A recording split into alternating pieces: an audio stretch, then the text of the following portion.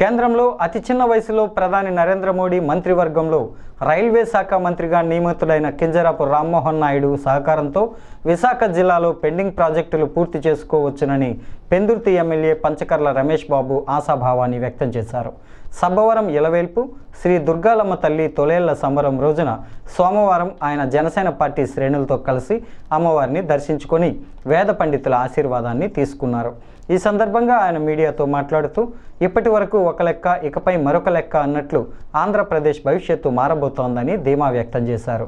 విశాఖ జిల్లా సబ్బవరం మండలం మీదుగా నిర్మాణమవుతున్న పోలవరం ఎడమ కాలువ నీటితో బాబు జగజీవన్ రామ్ ఉత్తరాంధ్ర సుజల స్రవంతి ప్రాజెక్టు అయ్యన్నపాలెం వద్ద భూదేవి చెరువులో లిఫ్ట్ ఇరిగేషన్ ద్వారా విశాఖ జిల్లాకు నీళ్లు అందించే కార్యక్రమం 2009లో అప్పటి ముఖ్యమంత్రి డాక్టర్ వైఎస్ రాజశేఖర రెడ్డి శంకుస్థాపన చేసిన విషయాన్ని గుర్తు చేసుకున్నారు. వైఎస్ఆర్ కాంగ్రెస్ పార్టీ ప్రభుత్వం పోలవరం ఎడమ కాలువ అలైన్మెంట్ మార్చి ఉత్తరాంధ్ర సుజల స్రవంతి పథకానికి తూట్లు పొడిచిందని ఆయన గుర్తు చేశారు.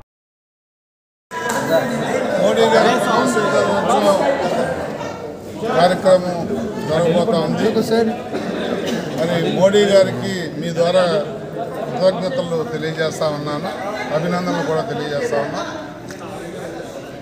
ఆంధ్రాకి అటు బీజేపీ కానీ ఇటు తెలుగుదేశం నుంచి కానీ 3 కేంద్ర మంత్రులు ఇవ్వటం అనేది చాలా స్వాగతిస్తూ ఉన్నాం, అభినందిస్తూ ఉన్నాం.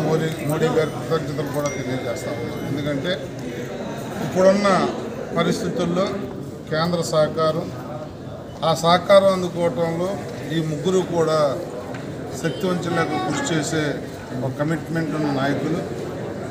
మరి యువకుడు ఉత్సాహవంతుడు, పెద్దలు మా అన్నయ్య ఎర్రనాయుడు గారి తనయుడు రామ్మోహన్ నాయుడుకి ఒక బాధ్యతాయుతమైన వ్యక్తి. మా MP Anakapalli MP CM Ramesh గారు కూడా సమర్థుడైన నాయకుడు. ఆల్రెడీ మేము మాట్లాడుకున్నాం. దానికి తోడు ఇప్పుడు మా కేంద్ర మంత్రి కూడా ఉత్తరాంధ్రాకి చెందిన రామ్మోహన్ నాయుడు ఉన్నాడు కాబట్టి మాకు ఇంకా సులువు అవుతుంది. కుడి ఎడమ కాలువల విషయంలో కానీ, ఎన్టీఆర్ సుజల స్రవంతి కానీ, ఈ ప్రాంతానికి తాగునీరు సాగునీరు అందించడంలో కానీ శక్తి వంచన లేకుండా ఏదైతే ప్రజలకి మా నాయకులు చంద్రబాబు నాయుడు గారు, పవన్ కళ్యాణ్ గారు మాటిచ్చారో అది 100% నిలబెట్టుకునే ప్రక్రియలు మొదలయ్యాయి అనడానికి గత 2 రోజుల జరుగుతున్న పరిణామాలు కూడా మీరు చూడవచ్చు.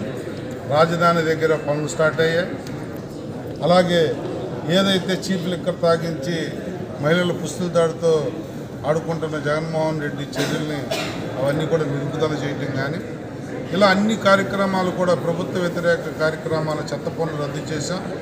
ఏవైతే మేము మాటిచ్చామో అవన్నీ కూడా ప్రమాణ స్వీకారం చేయకముందే అమలు చేసుకుంటూ వస్తున్నామంటేనే మా చిత్తశుద్ధి ఏర్పడితే గమనించమని చెప్పి కోరుతాం.